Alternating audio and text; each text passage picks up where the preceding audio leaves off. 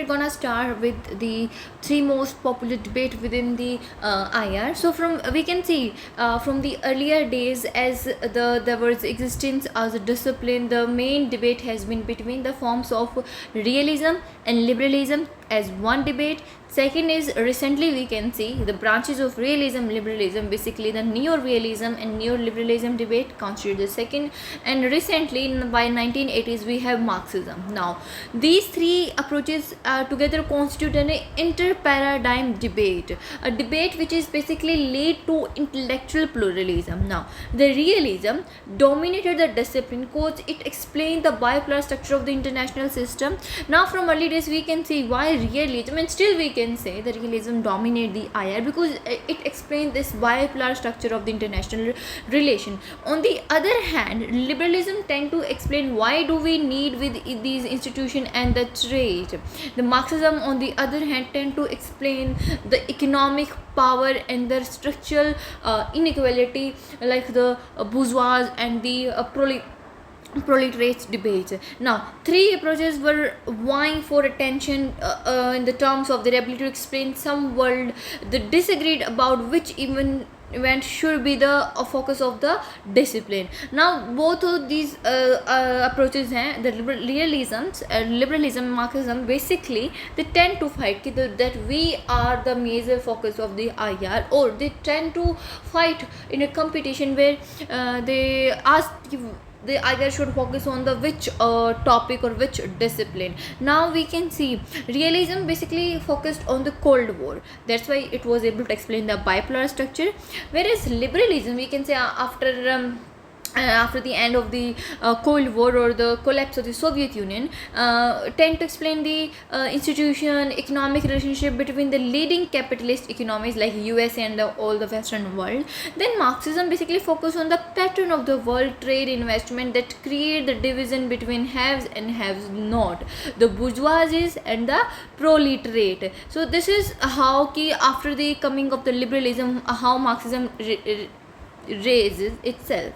Now this sense of inter-paradigm debate led to what many have called the fourth great debate in IR. Now these inter-paradigm debate, which discipline should rule the IR, lead us to one of the fourth great debate in IR, fourth great, which is basically broadly be called as rationalist and reflectivist theories. So we should remember there are four great debate. First one we have talked about realism, liberalism. Second is neo-realism, neoliberalism. The third one is basically the coming of the Marxism, and while competing within each other we have lead to the third paradigm debate. There is a fourth paradigm great debate, which is broadly called rationalist and reflectivist theories.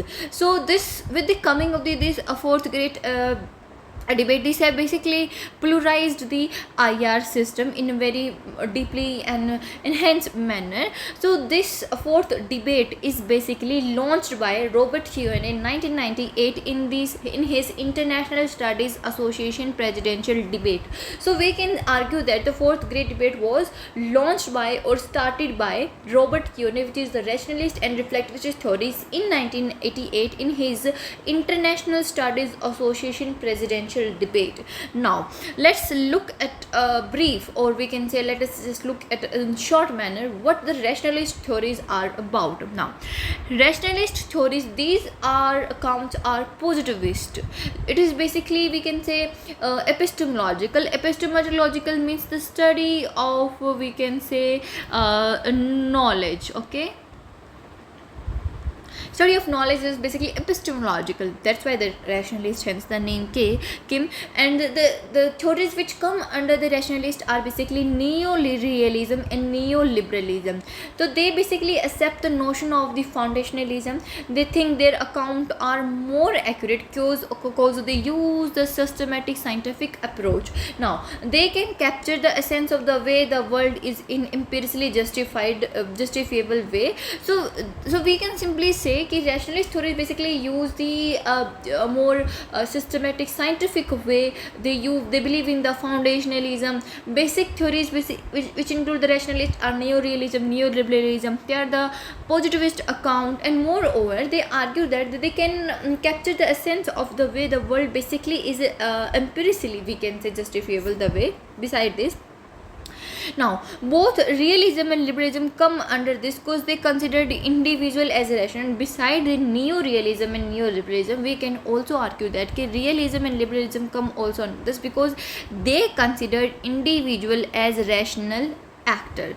Now liberal rational individual, so what's the difference between the liberal rational and the, we can say, the realism rational individual? So basically the liberal rational individual basically they wants to achieve the cooperative outlook, okay, wants to achieve the full potential cooperative outlook. They are looking for cooperative outlook. As we can see in liberalism, basically Kenneth Holt argues that the countries following the democracies are more like to more or less like to fight with each other, so therefore they are looking for cooperative outlook. They want the full potential. Now state is basically a fiscal actor, arbitrator, minimalist, freedom through private property. So we can say these are all the characteristics of liberalism, whereas basically they are clashing of the motives of the people.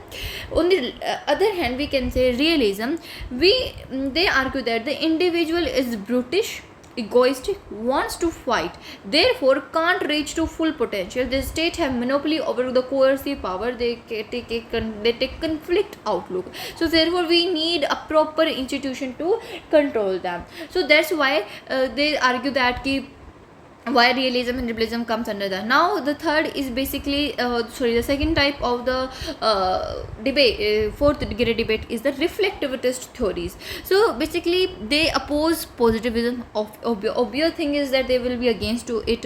They are methodological, where they believe in foundationalism, such as like English school हो गया हमारे पास, feminism हो गया, post structuralism हो गया. Now this also provides the discipline of fire. Problematic individual है, but though believe that they problematize the individual, bringing the element of subjectivity हो गया. So the English school, post structuralism, so these are the all of the theories which are recently emerged, like feminism, ecological realism. So these are all common reflectivist theories. They basically don't share commitment to the form of foundational positivism, hence we argue that they oppose to the positivism.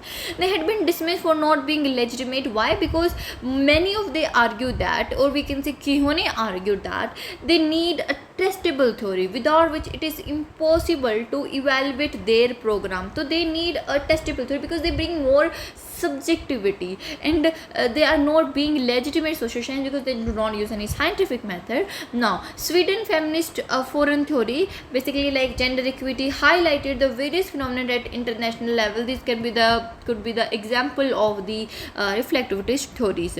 Now since the paradigm debate of the 1980s, there have been a lot of the theories opposed the dominance of the rational approach. So we can say there have been lots of theories beside this rationalist and reflectivist. We have seen many of the other theory that basically oppose the dominance of these rational approach of the realism and liberalism. Now one of the great thinker, Stephen Walt, he argue, though the main argument is between realism and liberalism, but the third approach which he sees as the main alternative to these two, this is the constructivism, which we can say comes under the fourth great debate.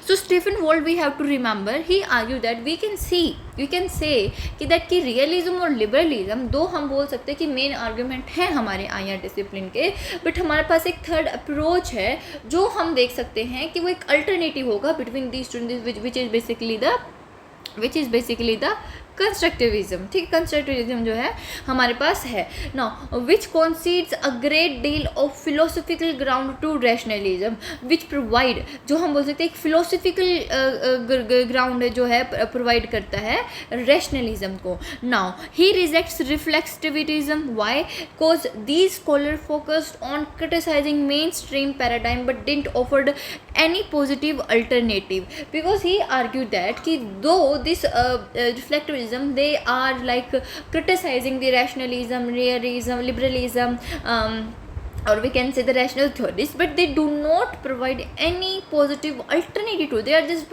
they are being like criticizing. For example, like someone say to you that the chips are not healthy, these things are not healthy, they are just criticizing everything, but they are not saying what we should use instead of these junk food. So it was similar, and that's why we can Stephen Wold argue that they didn't provide. That's why he criticized the reflectivity system. Now, according to him, three main paradigm, basically liberalism, realism, and constructivism, compare them with a classical Greco-Roman building with three pillars. So we can say who compared this can be an question in the net exam, like which thinker compared the three main paradigm of liberalism with the classic Greco-Roman building three pillars. He was Stephen Wold. Okay. Now, he defined constructivism as its unit of analysis, its main instrument, its main limitation. So these are the three things in which he defined the constructivism. Now, its unit of analysis are individual, its main instrument are the ideas in discourse, main limitation, better at describing the past than anticipating the future. So how Stephen Wold described the construction or explain the construction, he argued that the individual is the main unit analysis of the constructivism, ideas in discourse are the main instrument for doing whatever in the constructivism, and but the only main limitation is that they are better anticipating the past, describing the past and anticipating the future. Now, this basically stand between the liberalism and realism.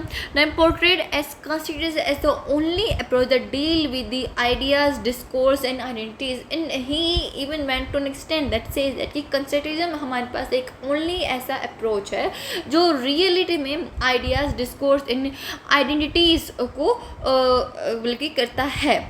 So हाँ, अभी तक हमने देखा कि what are these in main debate in IR. So this was just a sum up of this. We will look at them in the future. So have a nice day. Please subscribe my channel.